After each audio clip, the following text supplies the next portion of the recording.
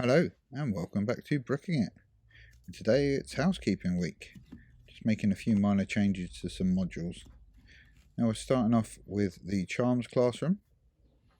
The stack that this sits in, the outside's all made up of these rounded ends.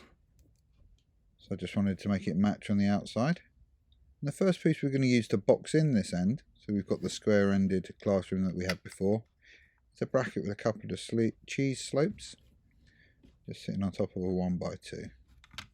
And these, thanks to the angle of the cheese slopes, can sit right up against the brick, forming a curve. Now we're going to add in the window. And then to fill in these gaps that we've got here, we're just going to use this stack. This is 4 bricks and 2 plates high. And it's just going to fill up the space left by the brackets and cheese wedges. Because of the internal curve of the tower pieces, we need to use a curved slope, or a curved tile rather, to attach it.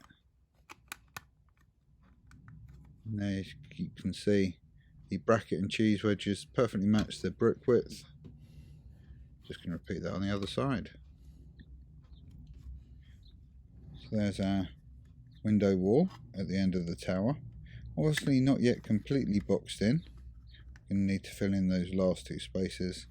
We're going to use that with the rest of the walls of the module.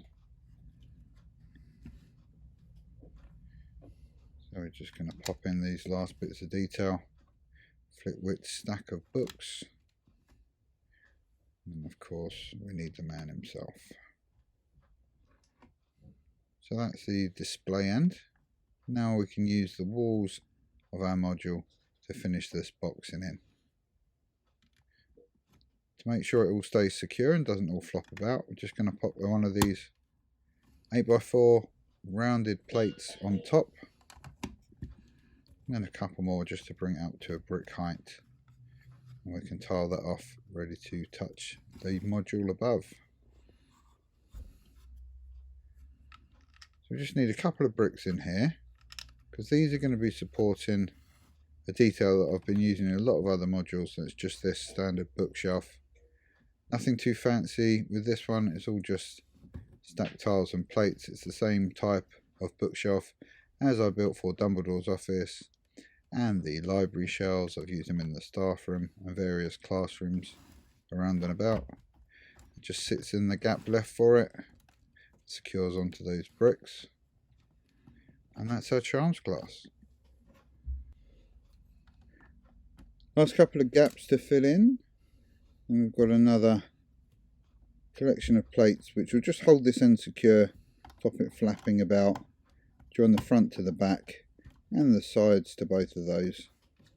Make everything secure, finish our tiling work, and then with the addition of a 1x14 at the front, that is our module.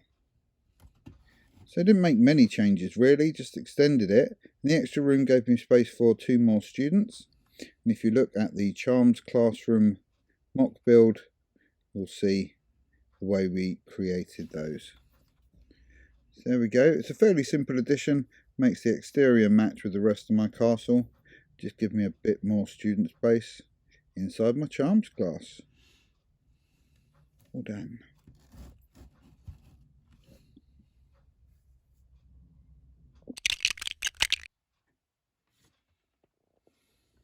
There's not much change to the Gryffindor common room, really. You might be able to notice up by the fireplace there, I finally got my last dark bluish grey brick.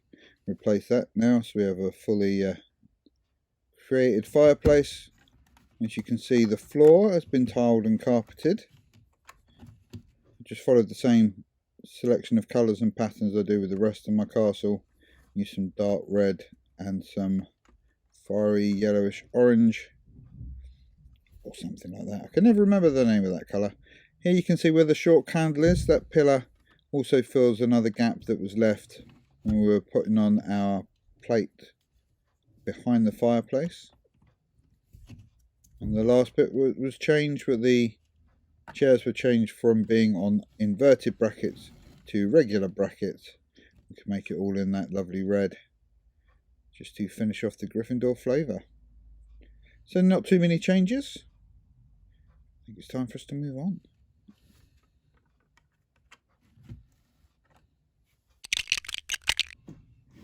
The last module redesign we're looking at today is the Owlery.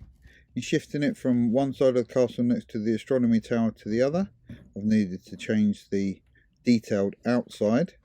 I've put it now on this side of the module. We can see those owl doors. They can come in and out rather than the launching balcony which I had previously. Inside and around the module are all 10 of the currently available printed owls. And I also increased the height so we get an extra row of perches in at the top of our owlery. Nothing too major, but a nice little update. So if you've enjoyed this video, please leave us a like. If you'd like to see more on complete Hogwarts mock build, then please subscribe to Bricking It. Bye bye.